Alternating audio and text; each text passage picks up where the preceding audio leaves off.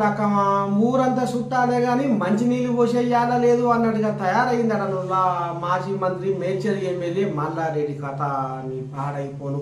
నిన్న మొన్నటి దాకా మా మల్లారెడ్డి మా ఊపిరి, మల్లారెడ్డి మా ప్రాణము అని ఈ రకంగా ఆంబాయ వెళ్ళబోసుకున్న మరి గల్లీ లీడర్లో నిన్నే అలా మల్లారెడ్డి అంటే మాకు వకారం వస్తుంది శవ్వ అని సీదరించుకుంటున్నాడు నువ్వులా.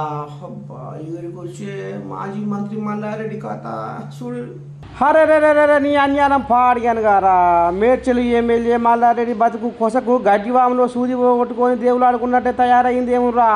మేడ్చల్ మున్సిపాలిటీ చోటా మోటా నాయకులు పక్కదారి పట్టకుండా ఆమాసకోసారి పున్నానికోసారి బొంబాయి బొగ్గుబాయి దుబాయ్ తిప్పి ఎంత మేపినా ఇలం ఫలం లేకుండానే అయిందడనురా.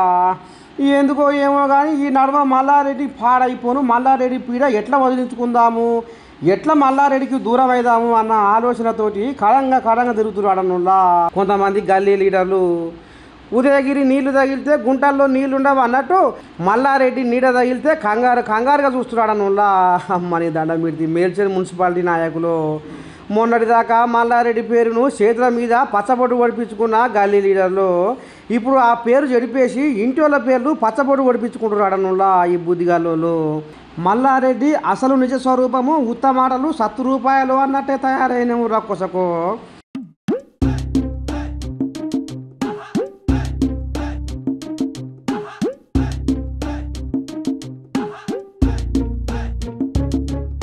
మల్లారెడ్డి అంటే మేడ్చల్ అంటే మల్లారెడ్డి అని చిలక పలుకులు పలికిన లీడర్లు ఇప్పుడు కాంగ్రెస్ వాళ్ళతో సాటుగా మాట్లాడుకుంటా కథ నడిపిస్తున్నాడనులా. అమ్మా ఎందాకూసే కథ.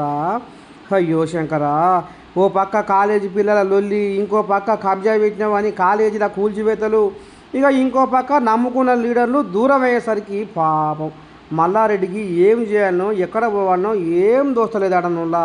అయ్యో భగవంతా, మల్లారెడ్డి లోపల ఎంతగానో బిసుకుంటుండో ఏమనులా ఈ దరిద్రం పాడిగాను.